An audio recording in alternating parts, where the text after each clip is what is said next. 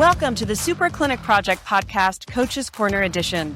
Ready to boost your practice by 10,000 in just 10 minutes? Join your coaches, Jennifer and Tracey, for fast and proven strategies that drive real results.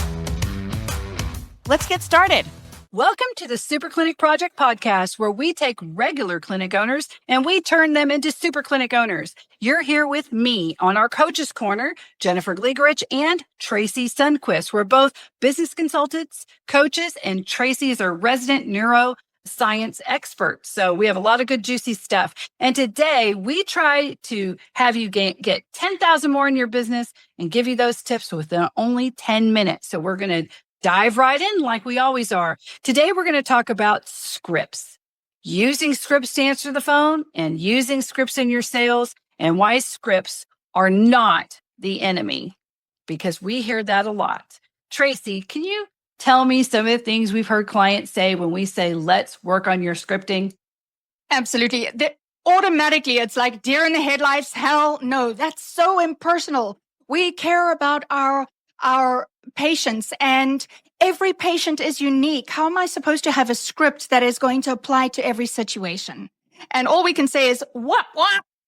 You're getting the results that you're getting because you don't have the systems. So let's talk about how these systems actually help you run a tighter ship and give an even better patient experience. Yes. When we're talking about scripts, it does not have to sound robotic. It doesn't have to sound like AI. And let's face it, a lot of you guys right now are going to AI to answer your phones and going to AI for a lot of things. And you're probably getting it all wrong because the AI sounds more robotic than any script ever did, right? So you need to make sure when you think about scripts, it's never going to sound robotic if you get the idea of it. There is a definite structure and there is a timing to it. If somebody's calling your business for the first time, and you have a service-based business, then the number one goal of your front desk is to be a professional scheduler, not a customer support agent. And you need to make sure you get them out of that mindset. They're not a receptionist. They're a professional scheduler. That is very different than the receptionist. Hi, how are you doing? Sort of, let me screen out everybody. I'm going to be taking everyone's Uber orders and I'm going to be doing some filing and I'm going to be puttering over here. I need to make sure that the coffee machine is well and the tea machine is well. Even though sometimes if you have an actual, clinic practice, but no matter where you're at, usually the person who answers the phones is doing other things too. But their number one job really needs to be a professional scheduler to get butts and seats, because you can't service anyone, help anyone, fix anyone, get them what they need if you can't see them and they can't meet you for the service, because you're the only difference in your business when you're service-based, right? So Tracey, talk about how to work on the mindset shift between I'm just answering the phone, I'm going to be pleasant, to I'm professionally scheduling. Oh my goodness. I think this is like a superpower. If we could figure this out, we could bottle it, tag it, and we would all be rich. I swear. But I think you nailed it when you said that it is about getting the bum in seat, right? It has to be a professional scheduler, because so often you'll have people calling for information without your front desk person actually solving the problem. And what I mean by solving the problem is to say, well, listen, that really sounds like something that we can help you out with. And, our doctors have been helping people just like you solve these problems, for the last 20 years. So how about we get you in here and we get you on track to take care of that once and for all. It's using a script is not robotic and it's not fake. Using a script really sets the bar for a professional conversation that puts the patient or the customer first. Because it's about solving their problem. I mean, their bum is only coming to your seat if you are going to solve their problem. And you're absolutely right. That starts with the front desk. Yeah, it's getting a consistent experience no matter who's sitting there. That you need to answer the phone. ABC Clinic, this is Jennifer. Who am I speaking with? Call control. I want to be the one answering questions because I'm the scheduler. The last thing I want is to say ABC clinic. I hear that all the time. They just say Martha name. speaking. Yeah. Yeah. And then it's like the other person pauses because they do it so fast, or sometimes, clinic, doctor's office, and they let it ring 10 times. Well, when you're calling a place of business and it's ringing and ringing and ringing, and they finally pick up, you're like, it takes you a moment to realize that they have picked up. Or if you have on hold music, right? It takes you a minute.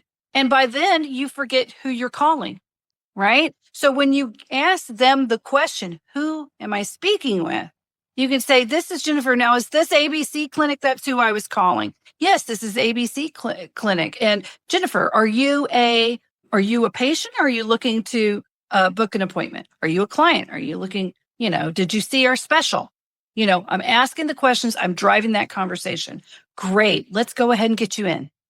Go for the booking every single time. Consistently ask them to come on in, or and tell your front desk, don't be afraid to say, that is a great question. And that would be for the doctor. I'm only here to get people in so we can help you. I can tell you though, we help lots of people like you who tell me that is their issue. They end up coming on in and being really happy. I have a Tuesday at 3:00. Can you go ahead and get in then?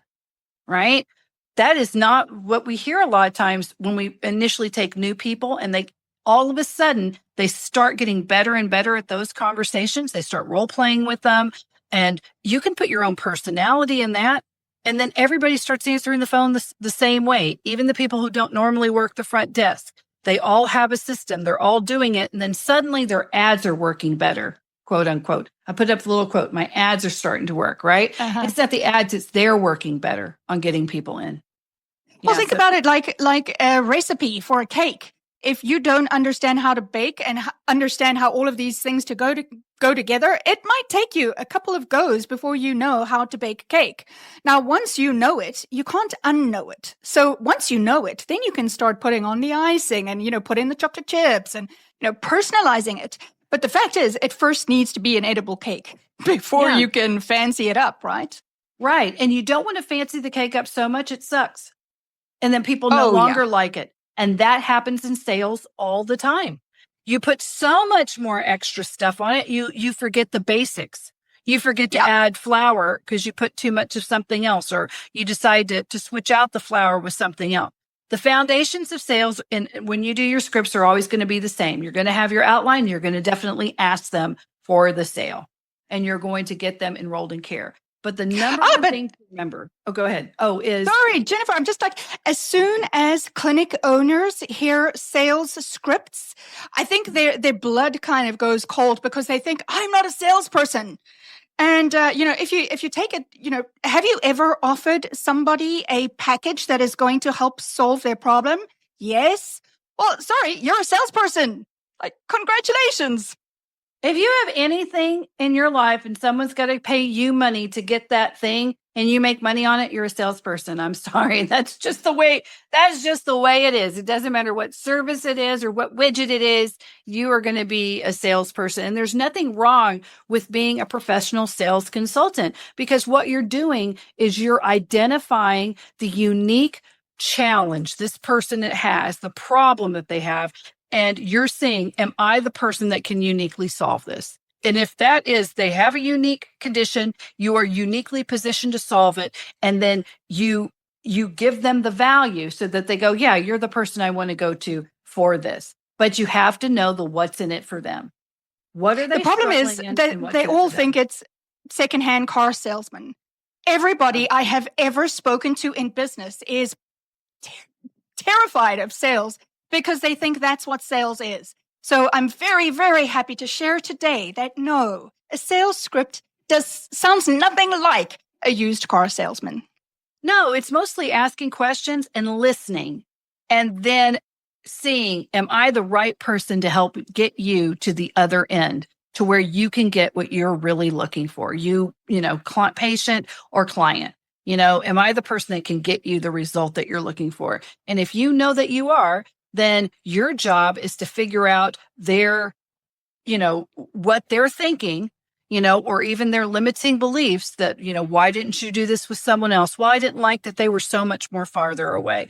Okay, well, now that you say, well, but we're not, we're right here. It'll be very convenient and, yada, yada, yada. Let's go ahead and get you booked, right? Always ask for that sale. Scripts are not your enemy. They are your best friend. They give you that foundation. And even when you start to falter because you've added in too much of the sprinkles or whatever, as long as you have that good base, that good script, you can always pare it down, go back to that, and you'll see your sales shooting right up. And I mean, not just that. If you don't have a objective, reproducible way of interacting with your customer base or your patient base, you will never know if you're improving your sales skill or not. You will never know if your marketing efforts are paying off in terms of who's signing up and who's not signing up. Because if you do it ad lib every single time, it means that it's so subjective. If you feel like doing it, you might do better. When you don't feel like doing it, you suck and people walk away. This is about having everybody experiencing your offering in the same way. Everybody has kind of the quality experience rather than just seeing how you're going to feel that day. Yep. And that's how you do it. So guys, make scripts your best friend. This has been your $10,000 worth of tips within 10 minutes on our Super Clinic Project Coaches Corner. Please go to superclinicproject.com. If you see Tracey or my picture, Jennifer Gleegrich, click on it. And if you have a challenge or if you have a script challenge, just click on us. We'll be happy to help you with a free session. You guys have a great Super Clinic week. Thank you for listening to the Super Clinic Project Podcast, Coach's Corner Edition. If you would like to work with Jennifer or Tracey to 2 or 10x your business, then go to superclinicproject.com and click on either Jennifer or Tracey's photograph to book a complimentary session. Your greatest breakthrough is just a session away.